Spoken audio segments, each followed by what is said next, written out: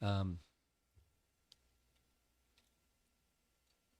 I recently had a discussion with somebody on the topic of free will and destiny,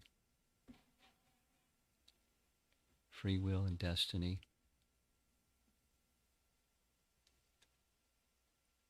karma and suffering of devotees, and what does taking shelter of Krishna mean in those situations.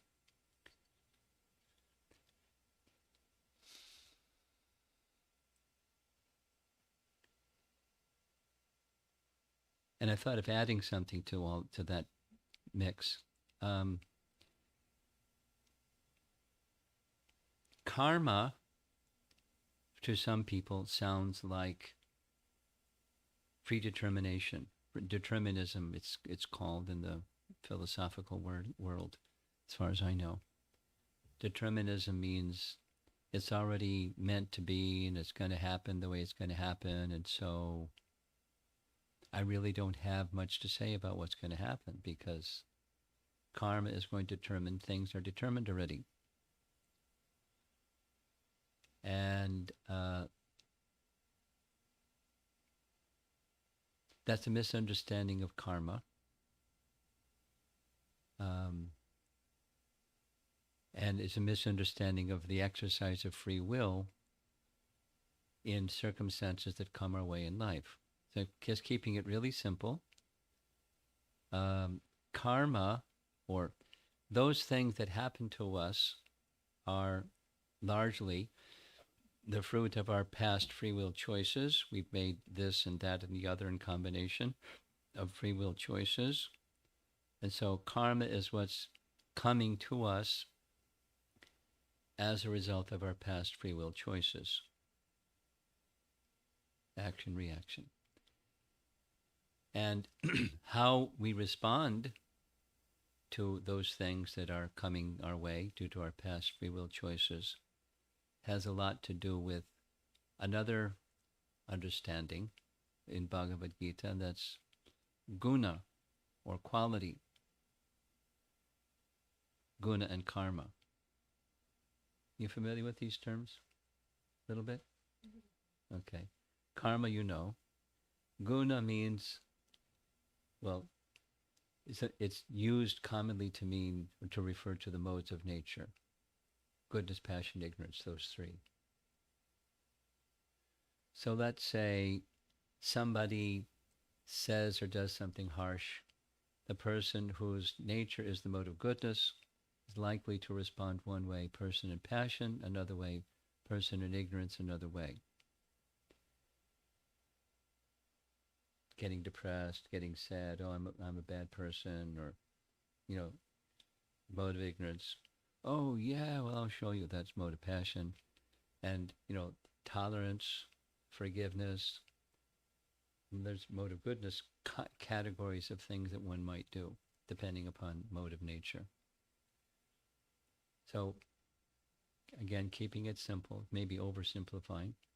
Karma, things that happen in our moment to moment, day to day unfolding of our lives, has a lot of connection with our past free will choices. That's not the only thing governing it, but that's a big factor. Karma, destiny, it's due to happen. And guna, or quality, is how we respond. And we can choose how we respond, which is in part generating new karma. How you respond to something you're responsible for how you choose things. And how you choose is an action. And then with that action, there's a further karma. There's more things that are going to happen because of that karma that you're generating today or at the moment. And then we can also choose the quality. Now, choosing quality is not so easy because there's tendencies. Those persons that have a tendency to get angry, and those persons that have a tendency to get depressed. Those persons that have a tendency to be forgiving, intolerant, are forgiving, intolerant by tendency.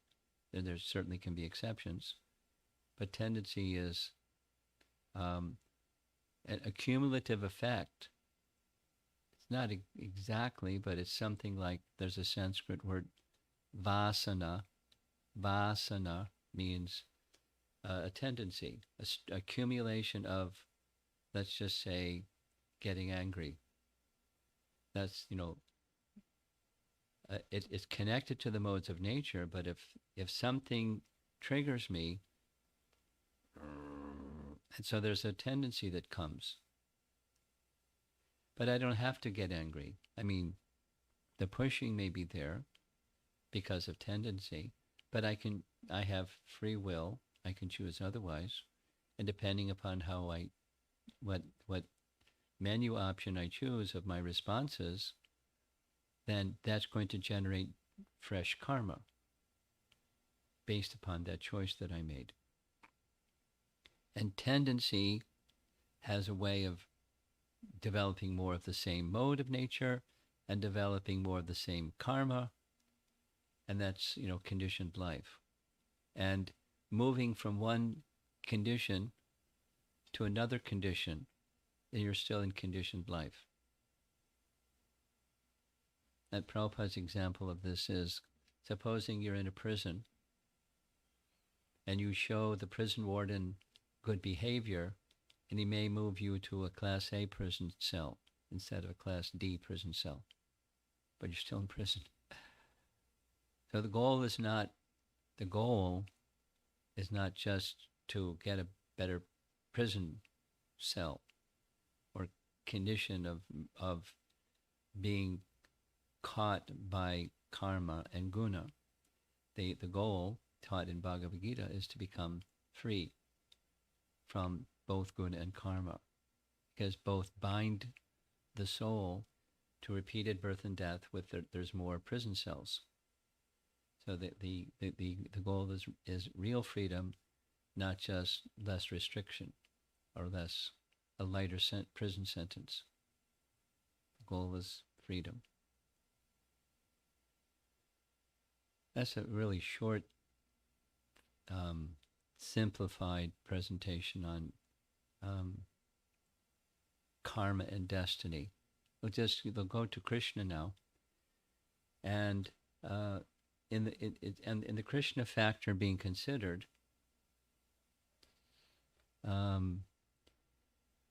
there's a topic we're discussing really thoroughly in our morning Srimad Bhagavatam class.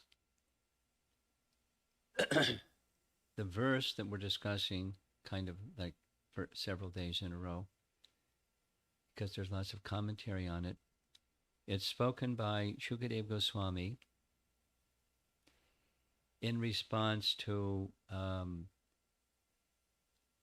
Akrura.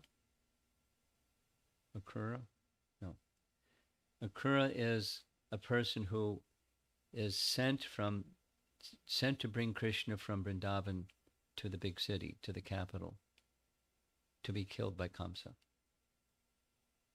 He's a minister. He's a great personality. He's from a great lineage. He's revered. He's elderly. He's very wise. And he just also happens to be a pure devotee.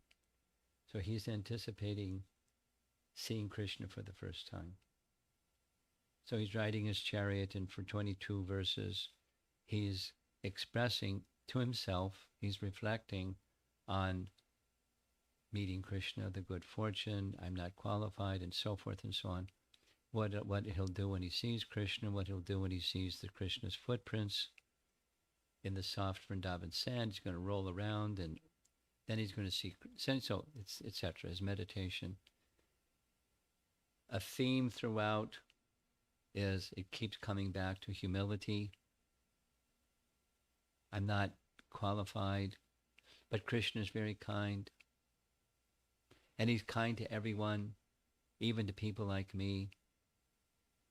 And the black mark on his report card is he's representing Kamsa, who wants to bring Krishna to Mathura to kill him.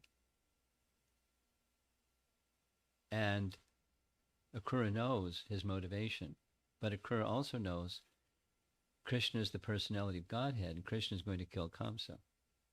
But Krishna may think badly of me because I'm acting as Kamsa's agent. But then, no, he's all-knowing, and he knows that that's not my intention, and he knows my heart, and he knows all living entities. And so he keeps moving back and forth between humility and understanding Krishna's opulent position, his divine position, and then his merciful position. And he's meditating on the mercy that he wishes to receive from Krishna. There's details without all the details. So after narrating all of that, Shukadeva Goswami turns to Maharishi Parikshit and says, he's equal to everyone, and he's specially kind to his devotees. And Akrura is his devotee, so all these things will happen. And they all happen. So then there's this philosophical point, which is related to free will and destiny.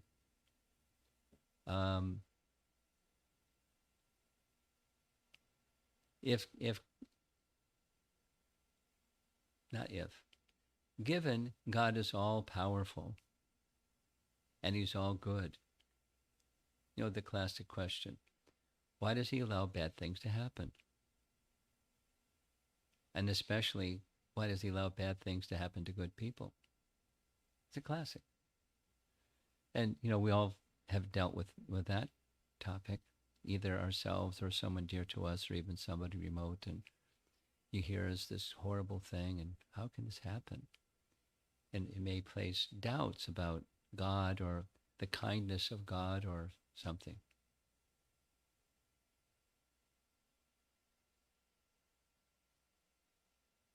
Prabhupada told a story about one German gentleman who became a disciple of his spiritual master, Bhaktisiddhanta, and it was a professor, and he told Prabhupada, or told the group of devotees that Prabhupada repeated, that during World War II, the people from Germany were praying to God, please send our son, or please send my husband, or please send this family member back from the war. And when they didn't come back from the war, they became atheists because God didn't protect him. So when they became atheists, there's no God. He should have protected him. And Prabhupada saying, God has a difficult service. The people on this side and the people on that side are both praying. They're both going to war, and some aren't going to come back from the war, and God has a difficult position. But so why are things sanctioned if it's bad karma or misfortune? And the neutral position, this is God's position as far as destiny is concerned, or karma is concerned. Our acharyas describe, he recognizes at the heart level their regard for him and their involvement with the modes of nature and their particular activities, and he then rewards them according to their desire and their mode of nature and their activities. Now there's a warning. Please don't do this. It's detrimental for you and for others. And some persons don't heed the warning, and they do that which is detrimental to themselves and to others. And so, acknowledging their free will choice, he sanctions.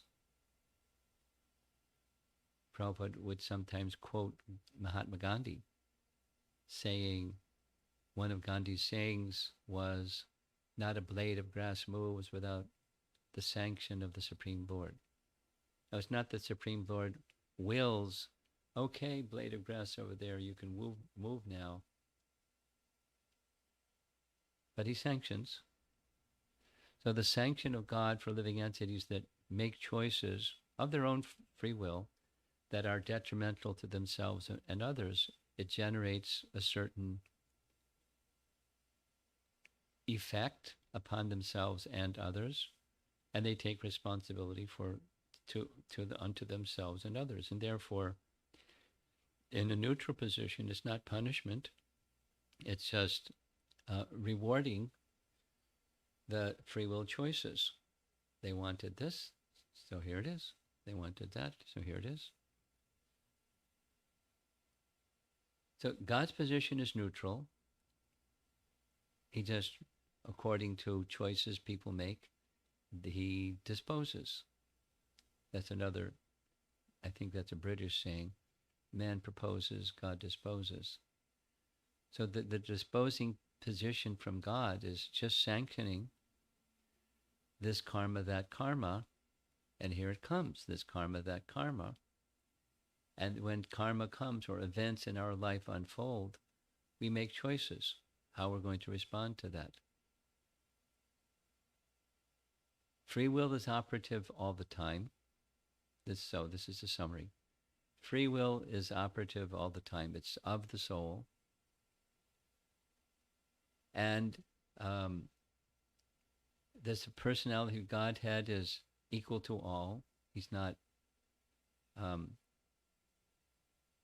favorable toward one and unfavorable towards another, feeling animosity towards the person who's bad, and so he punishes them and smiles upon those that do nice things, and he rewards them.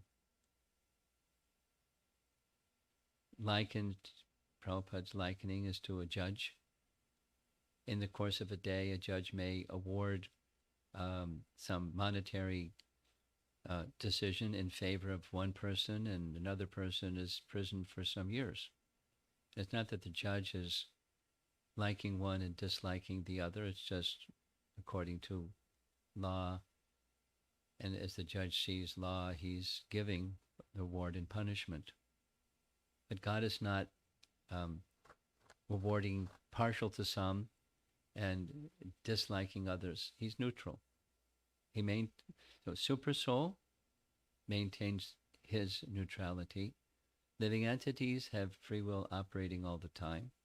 And karma is coming our way at every moment and generating new karma every moment. And the modes of nature are acting, conditioning us towards a certain response. Yet free will can elevate that response or degrade that response. We can also choose going downward. And association and knowledge both help elevate. Good association helps elevate, and knowledge helps elevate. Neither are guaranteed because there's still free will choice and the operation of our karma coming our way and our tendencies to respond to good situations or bad situations accordingly. Just now I'm listening to a section of chapter 6 Bhagavad Gita where the question that's being discussed is what happens, Arjuna asked Krishna, what happens if one begins yoga and doesn't make it? They make it halfway. They desist due to worldly mindedness. What happens? Like they didn't make to the goal and they're not here anymore either, so they're like nowhere, in between someplace and no place. So Krishna says, no, it's not like that. There's benefit for whatever is done, and they may go to a position, they may go to a heavenly position, enjoy for a long time, and then when their piety exhausts, come back again and resume. Or they may take birth, the very next birth, in a wealthy family or a very learned family. And the third option is they could take birth in the family of devotees. So Prabhupada's explanation is commonly when people are born in a wealthy family because of their past good deeds, then their tendency is to be enjoyers of that wealth. Oh, the silver spoon in my mouth and now I can enjoy. Or someone who is by nature has strong intellect and great resources of education, tendency is to be the enjoyer of that and become proud and so forth. Doesn't mean that one will, but there's a tendency. So the most advantageous situation of those three taking birth again situations is taking birth in a family or a situation where yoga, that is connecting, linking with the Supreme, is predominant within that family. Most advantageous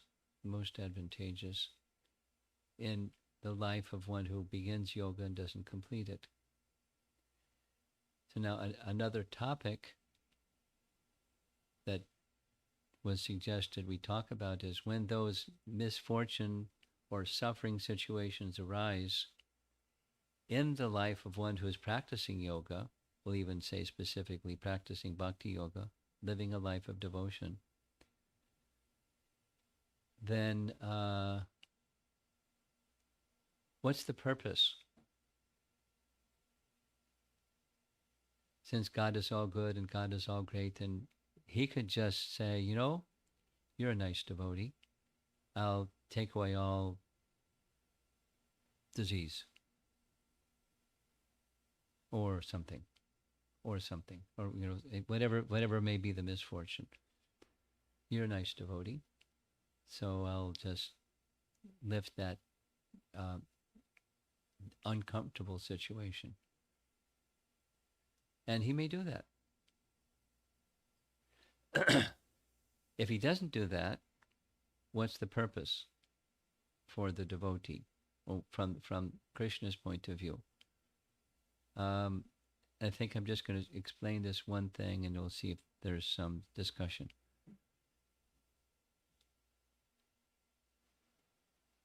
We're good? Oh, okay.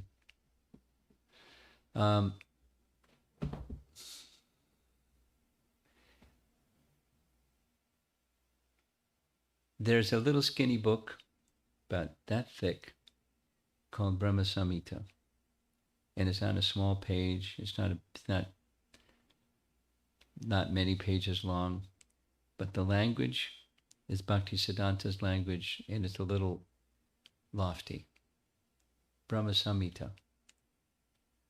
So Brahma Samhita is a very nice place to address this question, and I'll say the verse. Yastvindra gopam atavendram aho swakarma bandhanurupam padabhajanam atanoti karmadi nirtahita kintu cha bhakti bhajam govindam adipurusham tamaham bhajami. In short, Brahma is saying Govinda takes the position in relation to living entities that are engaged in worldly activity, that from the highest, the king of heaven, Indra, down to an insignificant germ. There's one that's known in Sanskrit as Indra Gopa germ. So from the highest being down to the lowest, they're duly receiving, commensurate with their past activities, their karma, with the sanction of Govinda. Then there's another category of living entities. That's the bhakti bhajam, that those who are engaged in devotional service. Bhakti bhajam. And for those persons, Krishna takes a special interest, and that special interest is he relieves them of even the tendency for fruitive activities, that is, trying to be an enjoyer in this temporary world. At the very root, he takes that away, the tendency, through the fire of ordeal. That's Bhaktisiddhanta's translation. Fire of ordeal. So we all know what fire of ordeal is like. Probably too much. We know about the fire of ordeal. And in the case of a devotee, the purpose is explicit from Brahma Samhita. It's to take away the very tendency, there's mentioned as two things: ignorance and fruitive tendency to up at its very root, those two tendencies. So ignorance is the root cause of suffering. And the antidote for ignorance is knowledge. The absence of ignorance is the absence of knowledge. So knowledge doesn't mean just theoretical. Knowledge means practical realization of reality. That's knowledge. So when knowledge is covered, reality, what is reality is covered, we forget who we are, forget who Krishna is. We're off in La La Land doing fruitive activities, trying to be enjoyers independently. That's what ignorance is. So the tendency to be covered by ignorance, or in that state of ignorance to be engaged in fruitive activities so you can get some objects, so you can be the enjoyer of those objects. So ignorance and the tendency for fruitive activity. Difficulty comes the way to the devotee for that purpose, to uproot those tendencies. Now, the fire ordeal could be gentle or severe, or somewhere in between.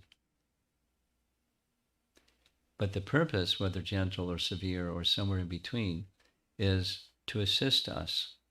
It's something like, it's easy to understand, being a parent. I'm not a parent, but I have lots of children. And when children want something, particularly little children want something, and their mother or father see that something that they want could be very detrimental to them or to others.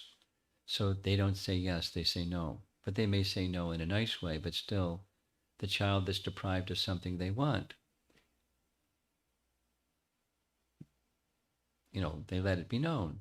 They cry, or they scream, or they go and pout, or they do something because they're deprived of that something that they want. So to them it looks like punishment or deprivation or something like that.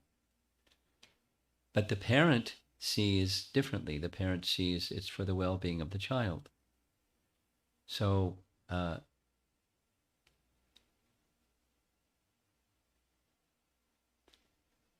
Krishna is like the parent, and we're like the child. All living entities are Krishna's parts and parcels. So like a parent, let's say, has many, many children, supposing there's a parent that has many, many children, and one amongst the so many children is particularly affectionate to the parents. Particularly affectionate to the parents. And so that child naturally receives the flowing of affection from the parent. They're affectionate to all their children, and they're particularly affectionate to that child that has affection for them. Naturally. So the devotee is like that. And if there's some lesson that such an affectionate child needs to learn, then the loving parent will teach that lesson in a way that the child needs to learn that lesson. So it can be by some gentle words. It can even be a hand gesture. And that's sufficient because of the relationship between the parent and the child. I was watching this one time, just share. I was attending a home program, and I had a projector in my computer, and there's the projection screen. And a little boy was very curious about that power strip, and he reached his hand towards the power strip and was going to touch it, but he looked at his mother before he touched it. And she just went like this. And he took his hand away. And I thought, wow. That's affection. She didn't have to say anything. And he he immediately understood and immediately obeyed. I mean, I know many children, if you say no, it's a whole other response. Or if they're asked to do something, their favorite answer is no. And so there's different modes of nature in different relationships. So a loving parent will help a child to do something that's going to be wholesome and not detrimental. To put wholesome things as options and nourish the wholesome things and give whatever are the necessary lessons to help the unwholesome things. So Krishna is like that. So if there's suffering that comes the way of a devotee, not punishment or harsh or something, it has another, it's not karmic per se. It's sometimes Prabhupada calls it a token reminder. Just a little bit back there was some involvement in the material energy that was unwholesome. And so here's a token reminder, like a little tap on the wrist to remind us of, what's back there, our past involvement in the material energy. And don't stray. Don't go back to that material energy.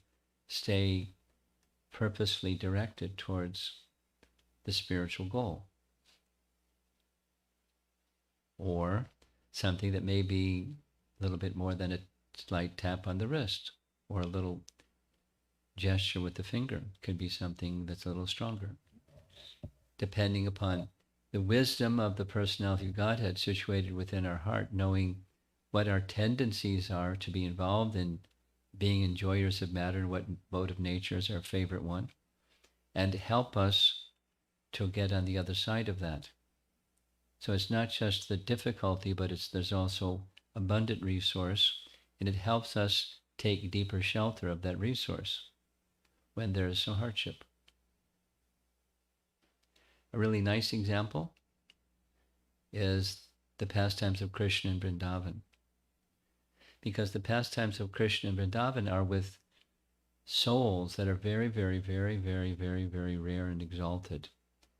And they also undergo difficulty or hardship or some calamity, some misfortune comes. And when that misfortune comes, that's an ecstasy. It increases, it heightens their tendency to take deeper shelter than already the complete shelter, and they call out to Krishna in a way that's not the same as somebody that's,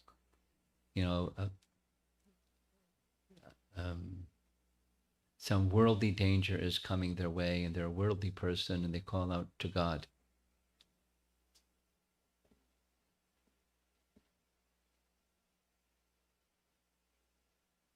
Mm-hmm.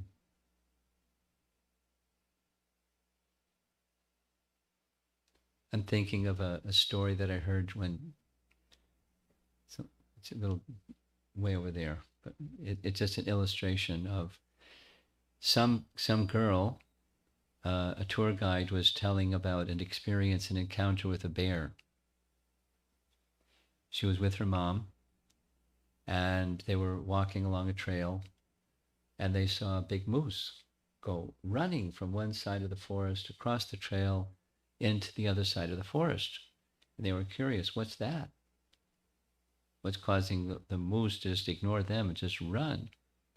And moose running is a little clumsy. And shortly after that came a bear. And one of the things you're not supposed to do, they did. They ran. They saw the bear. The bear stopped chasing the moose and they started chasing the mother and the daughter. The daughter at the time was a little girl. The daughter ran faster than the mother. And the bear was catching up to the mother. So this is, the girl now grown up, in her 20s, telling the story. So the bear was getting really close and the mother stood up. This is what you're supposed to do. Made her body really big. She raised her arms in the air and screamed really loud. She screamed, "In the name of Jesus." And the bear stopped and went away and started chasing the moose again. So it wasn't a Krishna book story, but similar. When there's danger, there's more of a tendency to turn to God. And in the life of one who is genuinely a God's devotee, there's taking away the root tendency of ignorance, of forgetfulness of who we really are and our relationship with God, and fruitive tendencies. You're in this special position where there's nothing left but one thing, turning to God. And so you do. It helps one take deeper shelter of God and diminish or completely remove that tendency.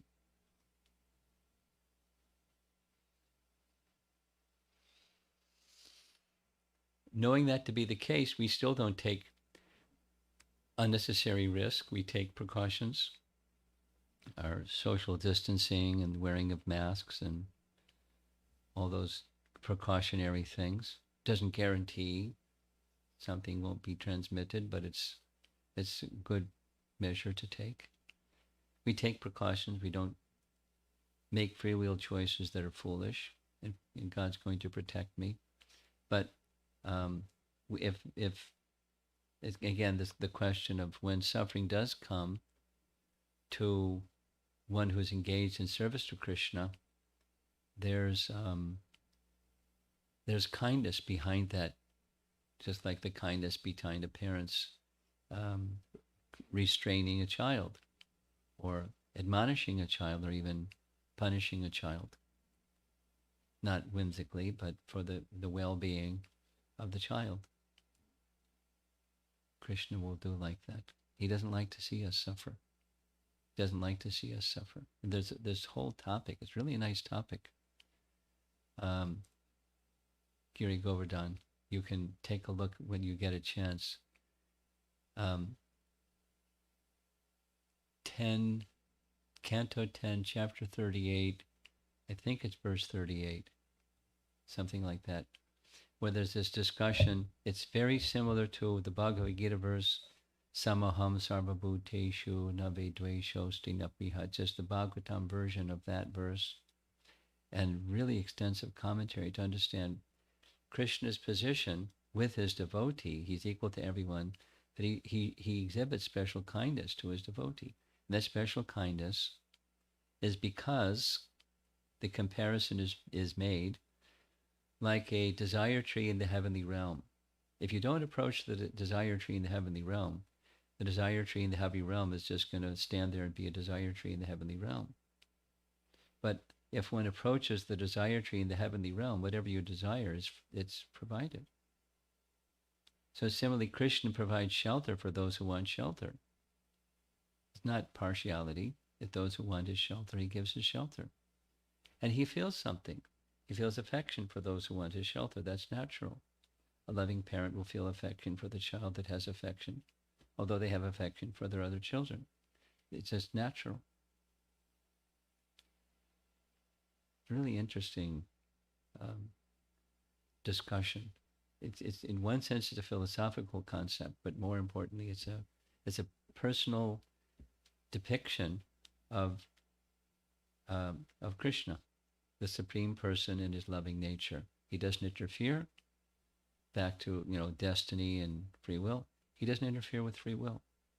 We make choices. He doesn't interfere with those choices. They're detrimental. He gives what is appropriate for that detrimental free will choice. He's neutral. And he feels affection for those who have affection for him. And if there's some difficulty for those who have affection for him, it's actually their well-being. What he really wants is their real happiness, their ultimate happiness, their ultimate well-being. And so he's helping them to come to that position. Although when passing through the difficulty, it may not feel like that or look like that or seem like that. But that's his loving nature.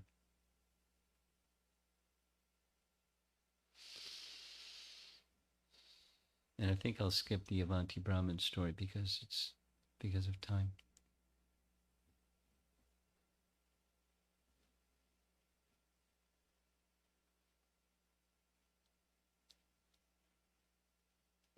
We got a camera in the middle of the floor here,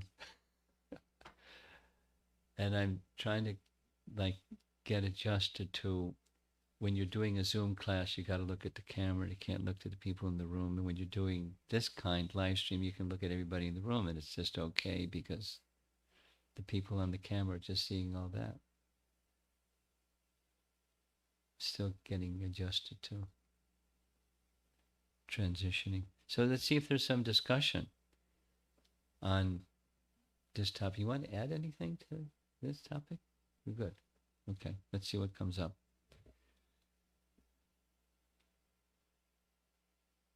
Anyone? Thoughts, comments?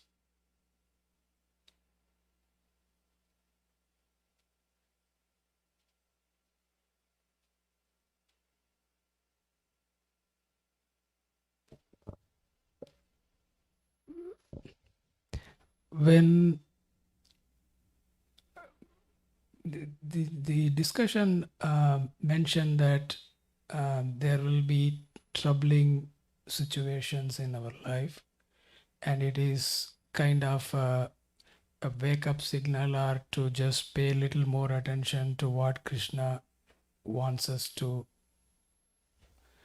learn. But even after that learning comes, the determination is not that strong. Ah. The spirit is willing, but the flesh is weak.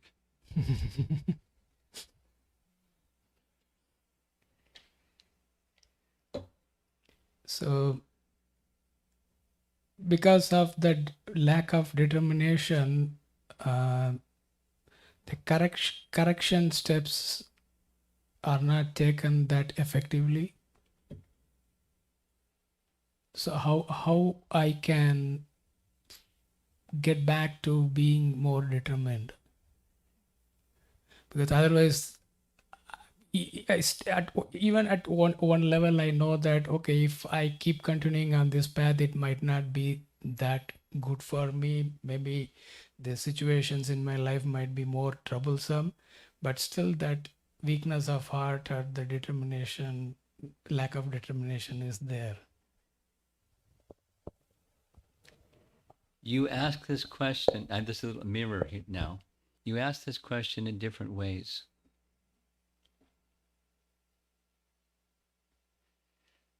So when that happens, I'm not answering your question yet.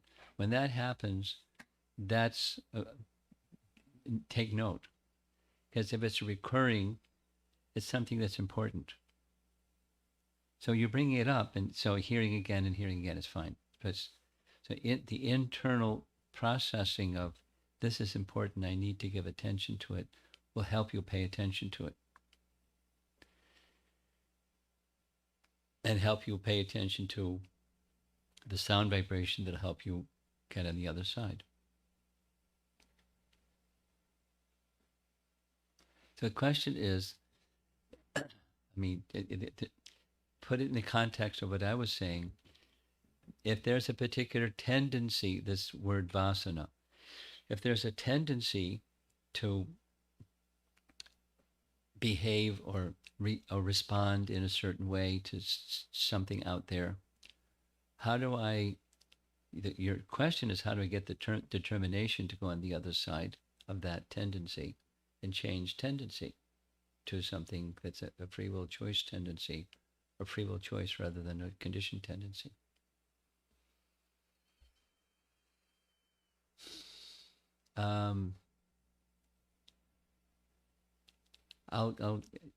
There's many things. I'll start with how you chant your Maha Mantra every day. That's the best. That is to say, when you're chanting your Maha Mantra every day, there's another tendency, mind wandering tendency. So the degree to which you can gather strength, spiritual strength and purity from being attentive instead of inattentive, and it's not a mechanical attentive, because that's insufficient also. but rather than drilling down more on how do you become really attentive to chanting, but become really attentive to chanting, that will help you.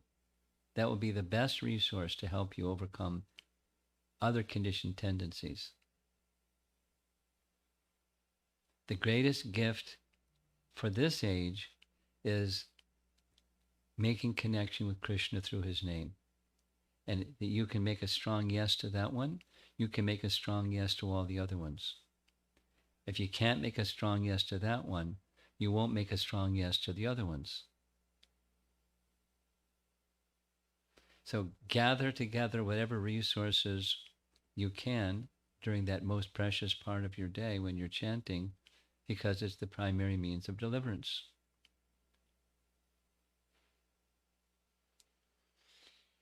And say other things. An explanation that Prabhupada gives about strengthening determination is voluntary austerity, about voluntary bringing the senses under control. So bringing the senses under control in Sanskrit is tapasya. And tapasya means austerity. Instead of doing this, you don't do this. When you don't do this, there's a pushing. Do this. But you don't do this. That's an austerity. So it's not just it hurts, that makes something an austerity.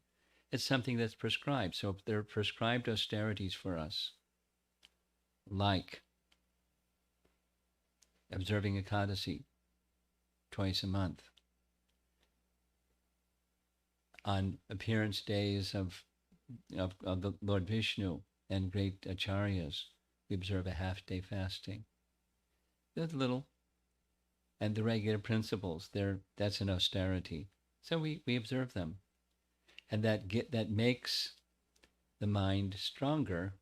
It makes determination a little stronger in these other areas that are not specific to, your eating, etc. Cleanliness. For some people, that's an austerity. For persons that are accustomed to cleanliness, an unclean place is an austerity. You make it clean. So once there's habits that are controlling the senses and mind related, in little areas, it makes your determination stronger. In the areas where it may not be as strong as it could be. So you borrow strength from here and place it over there where it's not so strong. That's chapter 6, Bhagavad Gita lesson from Prabhupada.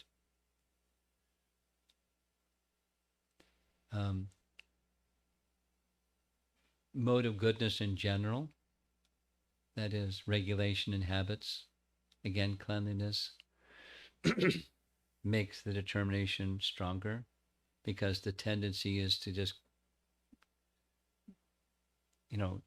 we like doing something, so we just do it and we lose track of time, and we're not. Then there's something else that's also important we don't do.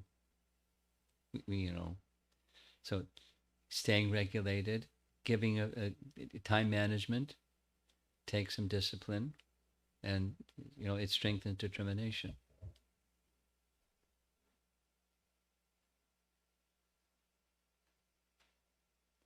Managing our time in such a way that there are duties are done, worldly duties are done, and we invest time in the spiritual activity, some part of our day in a regulated way, that strengthens determination.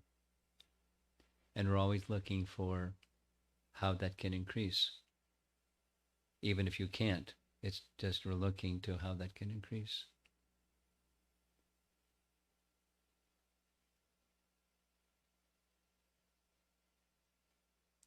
There's other examples, but that's a nice beginning. Anything else?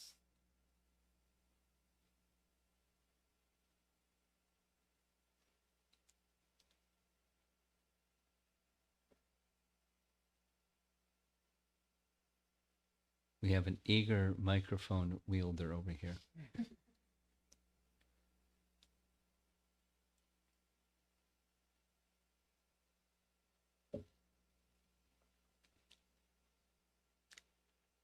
Something online? Okay. This one's by Aijun Zhang. He says, during our daily life, when we make decisions, how do we know if they match Krishna's will? That's an important question, and we don't always know. But indicators, Guru Sadhu Shastra, and so become, as you go along in your cultivation of Krishna consciousness, establish those three connections.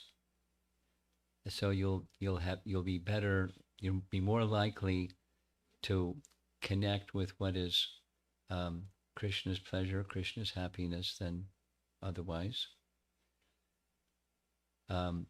Be a little bit wary of the mind's tendency to rule, and convince one that something is what Krishna likes because it's what your mind likes. So having persons who you feel that they're trustworthy, they're wise, they're not interested in controlling you or things. They're just wise, good persons to go to. So having such persons to go to can help you determine if something is going to be pleasing to Krishna or not. So make those connections gradually stronger as you go along, and it will help you. The final principle, because I just heard Prabhupada see this, is in our morning prayers, Yasya Prasada Bhagavat Prasada, Yasya Prasada Nagati Katopi. When the spiritual master is pleased, you can know that Krishna is pleased. When the spiritual master is not pleased, you can know that Krishna is not pleased. Okay, now how do I know if the spiritual master is pleased? Ask him. Or take the instructions to heart. One of the questions that came up, I think recently, maybe it was even the morning class or something. If we do something, yes, it was this morning class. Someone from China was asking, if we do something and there seems to be no apparent result, although we're trying sincerely, there's no apparent result, does that mean failure? And the result is not the measure of success, it's the sincerity of our effort. Striving is, by right means, that's a success. Whether Krishna awards a certain result or doesn't, that's up to him. So if we know that we're acting according to something that's in Guru Sadhu Shastra, then we're doing just fine, result or no result. And you're doing that which is according to Guru Sadhu Shastra, then spiritual master is pleased.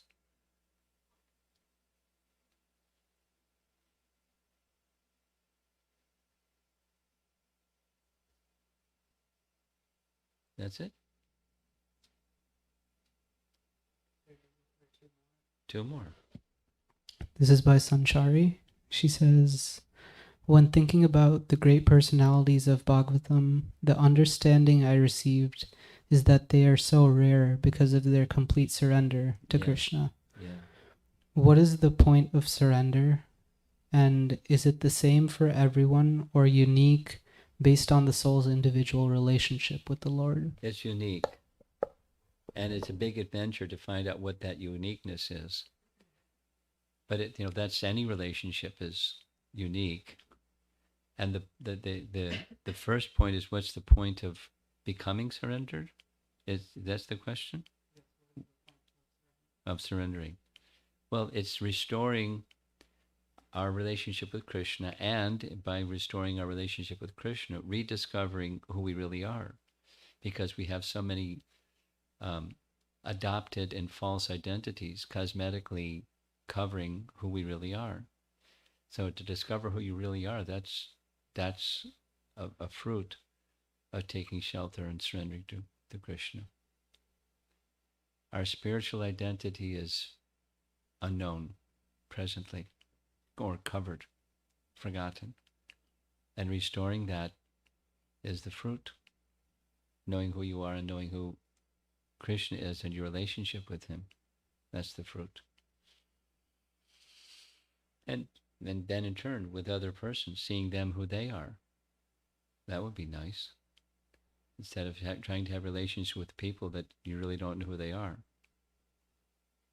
It's not the same as knowing who somebody really is and having relationship with them accordingly. Next.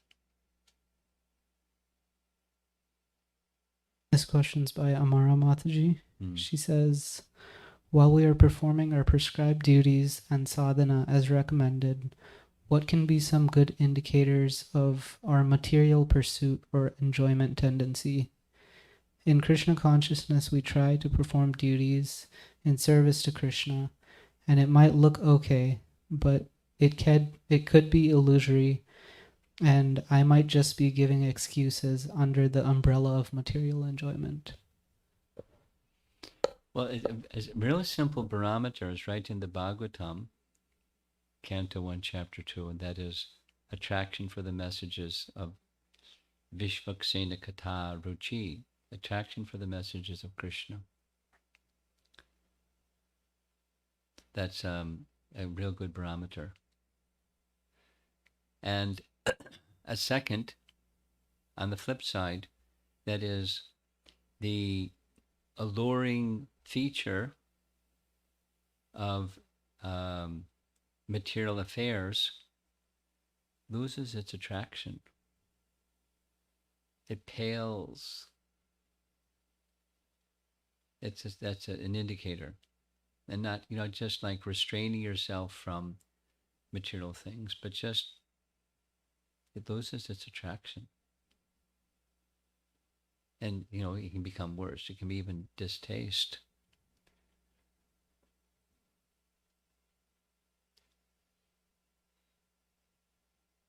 Those are some signs. Anything in the room? It's a silent room tonight. You had such good questions the other evening. Can I put you on the hot seat tonight?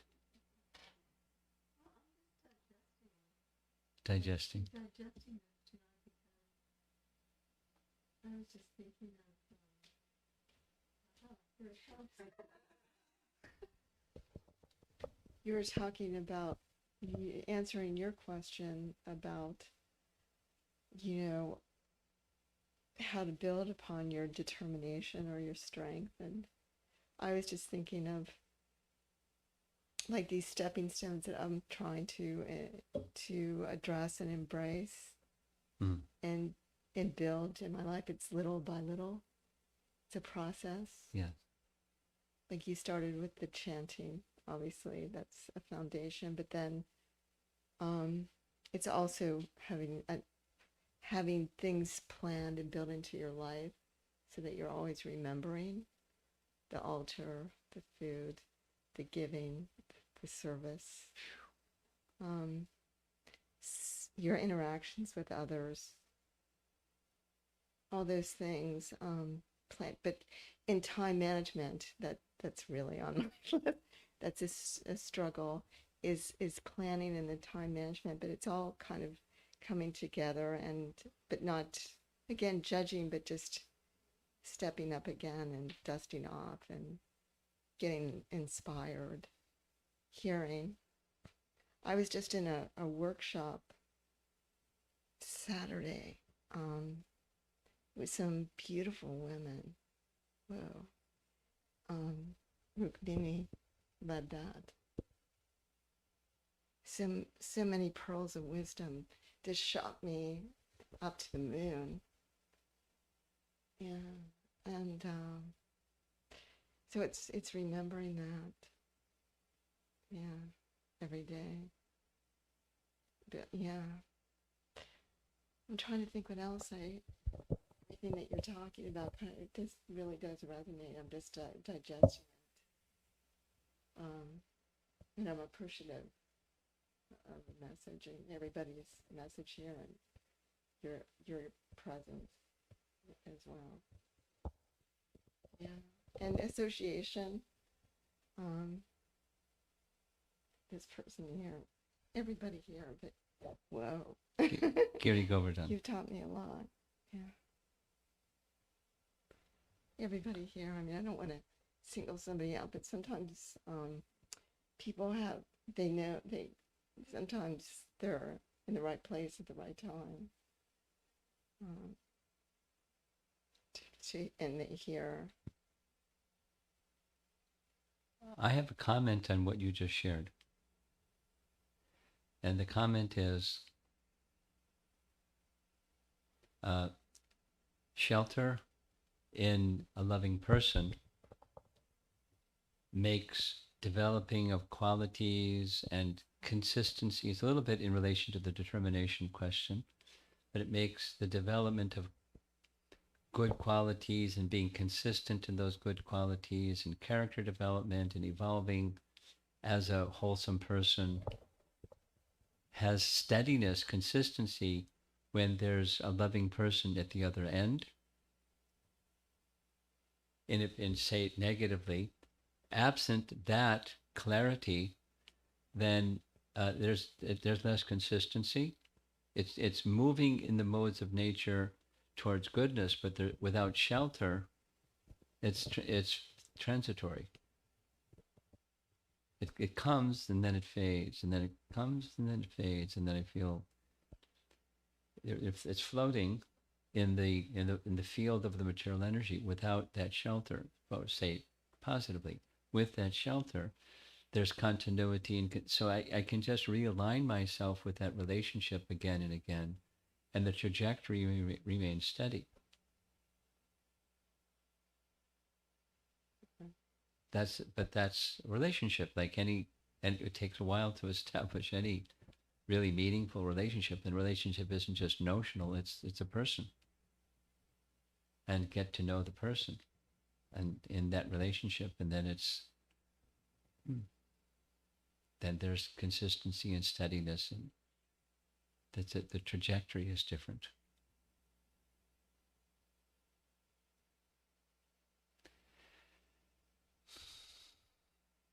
Gary Govardhan, can you like to add anything or stir the pot a little bit? I was wondering if you could say a little bit more. You mentioned very early on that ignorance is the root of all suffering. Maybe you could elaborate on that a little bit. Sure. Prabhupada said that so many times, repeatedly so many times, it kind of sunk in. And it sunk in when I started visiting China. Because in China, Buddhism, I didn't encounter the extent of people identifying and relating to Buddhism as much as when I started visiting China. So Buddhist teaching is the root cause of suffering is desire. The cure for desire, the cure for suffering, become free from desire. And the process of becoming free from desire is two. Keeping it really simple, the Eightfold Path of Gautama, it's basically goodness, goodness, goodness, goodness. Enter a goodness chamber, incubation chamber, and do meditation. And the meditation is on the moment. Because the philosophy of Buddhism says that's all there is. So be in the moment, be in the moment. Mindfulness, it's a Buddhism slogan. And, it's popular in the world. The mindful burger. Past going to a college program in Chicago, and there's this big, mindful burger. So it's marketed now, but mindfulness comes from Buddhism. It's, so, and what's the purpose? What's the goal of mindfulness? is to get on the other side of the moment. And what's on the other side of the moment? Nirvana. And what's nirvana? Nothing. It's the state of nothingness. It is beyond the desire, because desire is the root of suffering. How do you get beyond suffering? Enter the stage of nirvana. How do you get there? Incubation chamber of goodness, this is my language, and mindfulness in everything. Walking, sitting, thising, thating. Mindfulness. Be in the moment, be in the moment, be in the moment. When you're really good at it, you go on the other side of the moment where there's enlightenment.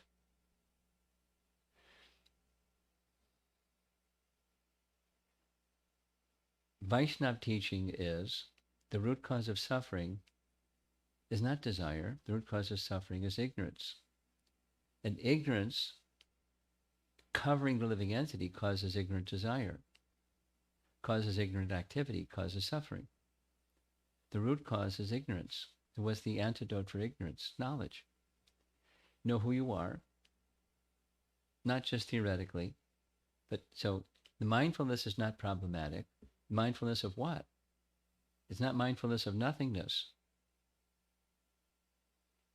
It's mindfulness of over here is ignorance and over there is knowledge of transcendence, knowledge of the absolute, knowledge of Krishna. Awakening knowledge of Krishna is the antidote for ignorance, and at the same time a knowledge of who we are and our life of fullness. In a purport I really like, one of many, in Bhagavad Gita is, can you look it up on your little handheld device? Bhagavad Gita chapter 8, I think it's text 19 to 31, something like that, 19 to 21, 22, something like that. It's a description of samadhi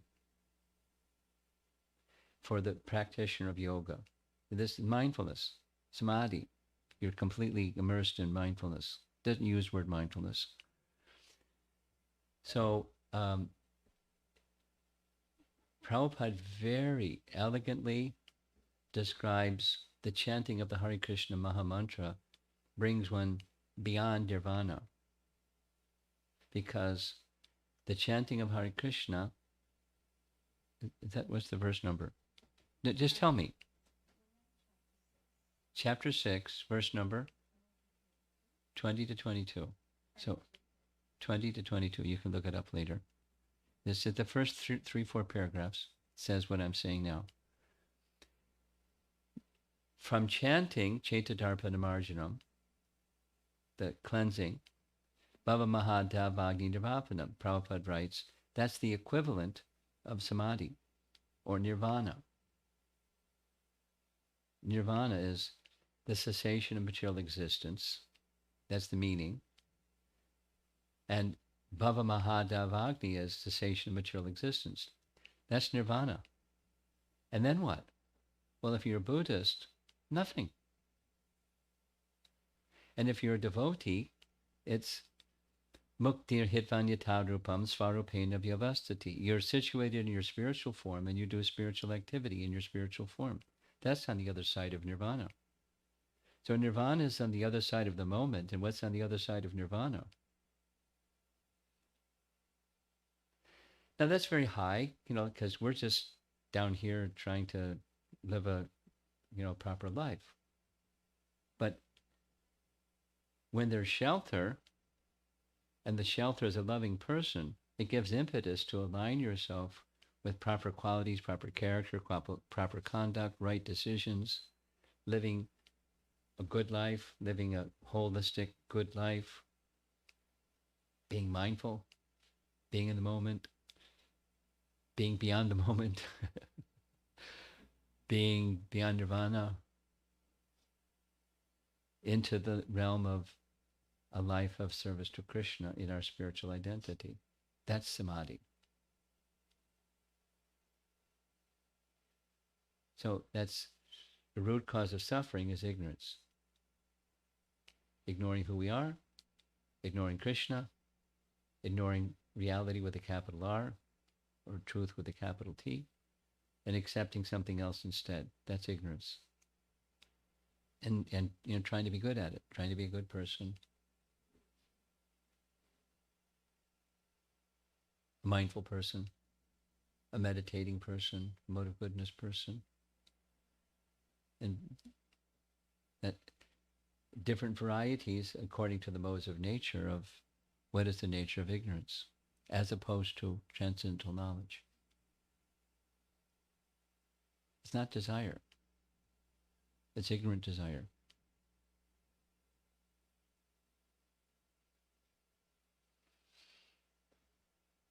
And then the opposite of ignorant desire is, it's called loving desire.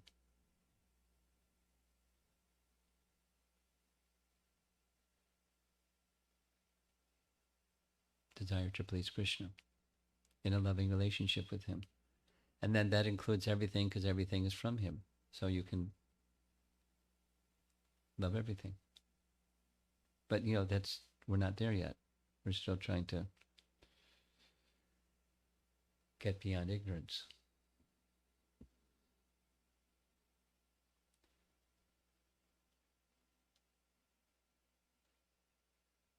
Anything?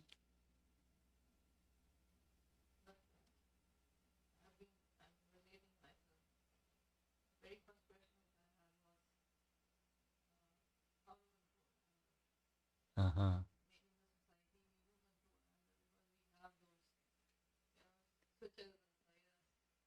Home, like if things are not according to yourself, how do we control anger? So I do understand japa and meditation all helps, but that's uncontrollable.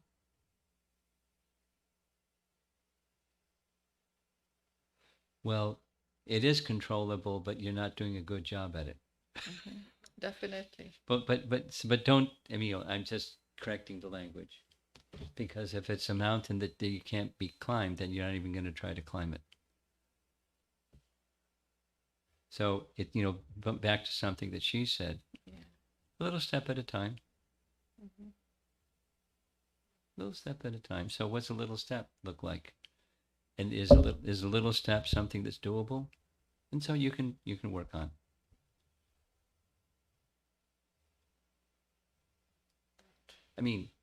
Without coaching how to overcome anger, that's out of control. According to Bhishma's teaching, forgiveness. Another is appreciation. You put something on the other side of the pan scale.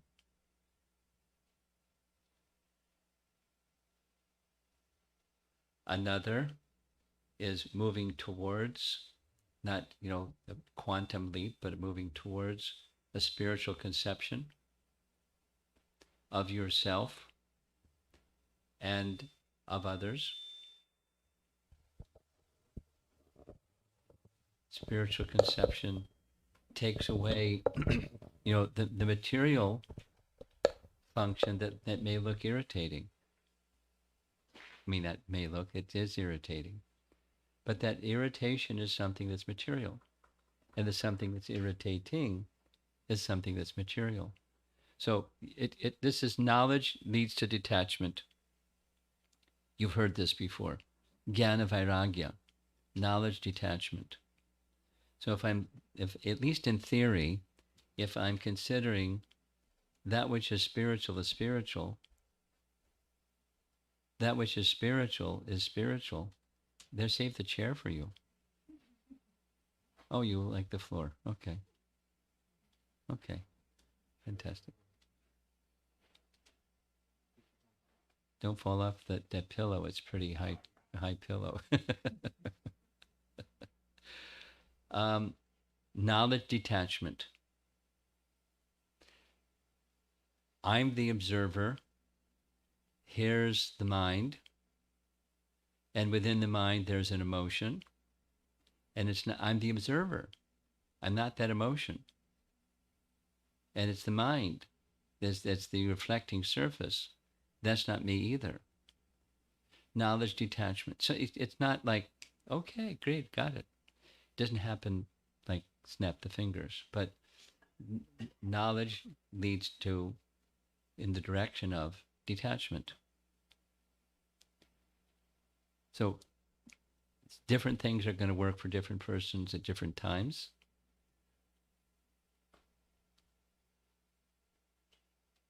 Letting go. Or another nice word is acceptance. It is what it is. And my getting angry isn't going to change what it is, become something that it isn't. So what's my purpose? My purpose is, you fill in the blank. And anger isn't going to help my purpose. So I'm being controlled by this entity that's not, I don't like, or driving my life, and I don't like it. So let me choose something else. It's a free will. That was like our earlier discussion. Events that happen are karmic connected, significantly, and how we respond is mode of nature connected significantly. So anger, according to Bhagavad Gita, anger arises when desire is frustrated. Kamesha is desire. Krodesha, anger. Anger arises from contact with the mode of passion. Passion brings kama, or desire, and when desire is frustrated, here comes anger. Boom, boom, boom. Dominoes every time. So change the channel from the mode of passion. Direct your activities toward the mode of goodness. This is her, move a little step at a time. What are some activities that I do that can be more in the mode of goodness tomorrow than today?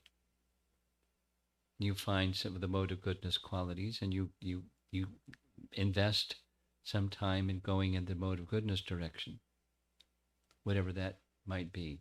Cleanliness, regulation, truthfulness, compassion, charity, cultivation of knowledge, activities of the mode of goodness. Make a list and select some or one and work on it, because that will help. When the tide rises, the boats are going to rise. That lower mode of nature will be diminished because of the increasing of the mode of goodness. And then you're in the more mode of goodness, the more your capacity for knowledge and distinguishing truth and illusion becomes stronger. And that will help you overcome anger. So it's a project. To change the mode of nature channel, it's a project of cultivation of a higher mode. And one of the best ways, right in the Bhagavatam, is hearing the Bhagavatam. Specifically, there's a verse that says it. Prematrangani can point out the verse to you. There's two of them in a row that speak. Tado rajastamo bhava kama lobhadayasye cheta etaranabhida sitvam sattve prasidati. You become situated in goodness by just hearing the sound of Srimad Bhagavatam. Like you said, chanting, and then further, this Srimad Bhagavatam has a special potency. It can help you elevate quality and character above those lower natures that are just like, I don't like them, but I'm controlled by them, at least to some degree.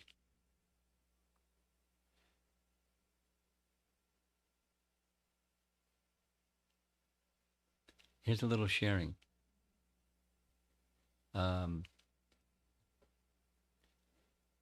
Some years ago, 4 or 5 years ago, I was attending a gathering in a home. It was a Friday evening, and they have their Friday evening groups. So several groups came together that particular Friday evening, And their activity at the beginning was, it's called icebreaker. You know, people have been all over the place during all week, and so bring everybody together. It's the icebreaker. So the icebreaker exercise was, would you like to share, anybody in the room would like to share with the others in the room something that you had experienced this week that was spiritually meaningful to you? So that particular Friday that I was there, one fellow was like, he wanted to share something. So, we called on him. The moderator called on him. And he said, okay, so it went on for like 7-8 minutes, so real short. Since I was little, 2 things. I like Bhagavad Gita, and I have an anger problem. So wherever I was, through my education and this and that, wherever there was Bhagavad Gita study, I'd go and take Bhagavad Gita study. But I never really understood it. I knew, I just valued it, but I never understood it. And then this anger thing kept going. And he said, then, I don't like go into rage or something, but, there are some things that just get under my skin. And one of the big things is in the workplace. And when there's something goes wrong in the workplace, everyone's pointing finger at each other and saying, it's your fault, it's your fault. Instead of taking care of whatever it needs to get done, they just waste their energy and make me really angry. His face got flushed as he was saying it. He said, so when I moved here to this area, I heard, there's a Bhagavad Gita class, so I took. But for the first time, I'm understanding Bhagavad Gita. And, he was in his late 30s, early 40s kind of age. And so I've only been coming for like 2 months. And my anger, I have taken anger management classes and seminars, and it never works. But just by studying Bhagavad Gita, my anger, I'm surprised. He said, it just happened at work. You asked, what happened. So it worked today. It went one of those things again, and they started doing the blaming game. And I didn't get agitated. And I was just like, let's find the solution to the problem that didn't go right. And I just remained very calm. And I surprised myself. And I know why. It's this potency of Bhagavad Gita. I've been struggling with this for my life and tried this and that. No, that's him. It's not everybody. But there's potency in these sound vibrations that can lift up. When consciousness is elevated, the lower emotions diminish. Say it the opposite. Lower emotions flourish when consciousness goes down. So bring consciousness up by those consciousness elevating activities. And Bhagavad Gita and Srimad Bhagavatam have special potency. It's a secret. Yeah. Little by little. It's not going to just poof. But little by little. Tendencies don't go away quickly. You can read, in addition to that verse I mentioned from Srimad Bhagavatam, Canto 1, Chapter 2, there's another nice verse you want to read in Bhagavad Gita 10, Chapter 10, Text 11, where Krishna says, I take care of that. Those tendencies, I'll take care of it. Jnanadipena Bhasvata. He personally does, with the torchlight of knowledge. Because that other is ignorance, that anger is ignorance. And Krishna will take care of it. Trust in Krishna. Don't do the struggle on your own. You get beat up. Okay, I think we'll end.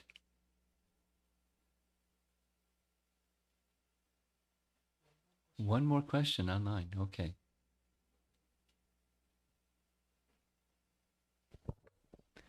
So this question is from Giridhar Prabhu. Who? Giridhar. No, Giridhar, okay.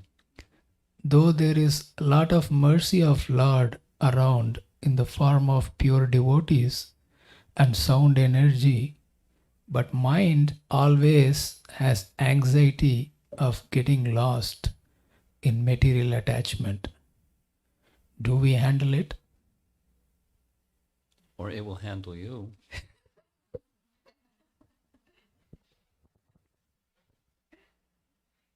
The answer is in Bhagavad Gita. Daivihi esha gunamayi mamamaya duratyaya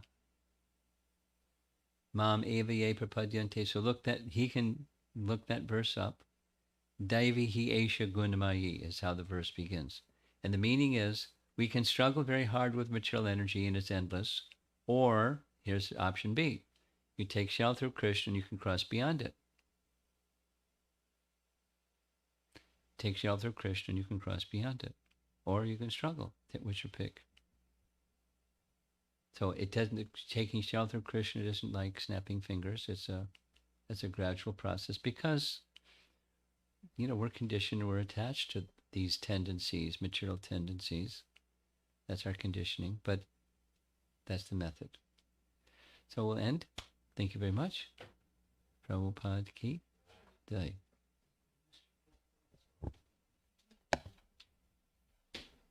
Hare Krishna.